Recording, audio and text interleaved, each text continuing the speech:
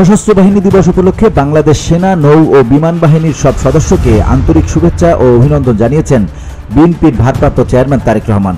বুধবার বাংলাদেশ জাতীয়তাবাদী দল বিএনপির সিনিয়র যুগ্ম মহাসচিব অ্যাডভোকেট রুহুল কবির রিজভী স্বাক্ষরিত এক বার্তায় একথা জানানো হয়েছে। বার্তায় তারেক রহমান বলেন, সশস্ত্র বাহিনী দিবস উপলক্ষে আমি বাংলাদেশ সেনা, নৌ ও বিমান বাহিনীর সকল সদস্যকে জানাই আন্তরিক শুভেচ্ছা ও অভিনন্দন। সশস্ত্র বাহিনীর সব সদস্য ও তাদের পরিবারের অব্যাহত সুখ, শান্তি ও সমৃদ্ধি কামনা করি। এই দিনে সশস্ত্র বাহিনীর উত্তরোত্তর উন্নতি ও অগ্রগতি কামনা করি এবং স্বাধীনতা যুদ্ধে সশস্ত্র বাহিনীর শহীদদের রুহের মাগফিরাত কামনা করি। সশস্ত্র বাহিনী সাহস, শৌর্য এবং শৃঙ্খলা দিয়ে তৈরি জাতির এক গর্বিত প্রতিষ্ঠান। আমাদের মহান মুক্তিযুদ্ধে এই বাহিনীর গৌরবোজ্জ্বল ভূমিকা ইতিহাসের এক সোনালী অধ্যায়।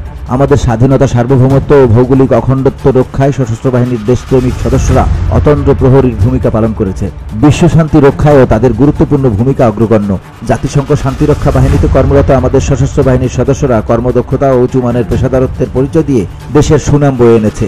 দেশের সব প্রাকৃতিক দুর্যোগ মোকাবেলায় সশস্ত্র বাহিনী বলিষ্ঠ ভূমিকা রেখে আজ জাতির আস্থার প্রতীকে পরিণত হয়েছে।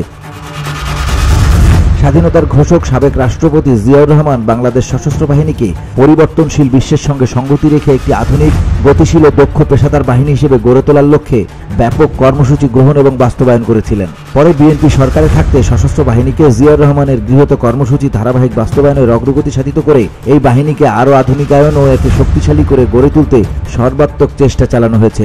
ভবিষ্যতেও আমাদের এই প্রয়াস অব্যাহত থাকবে। তারেক রহমান বলেন, আমি সশস্ত্র বাহিনী দিবসের সকল কর্মসূচির সার্বিক সাফল্য কামনা করি। BOD Bangla news desk.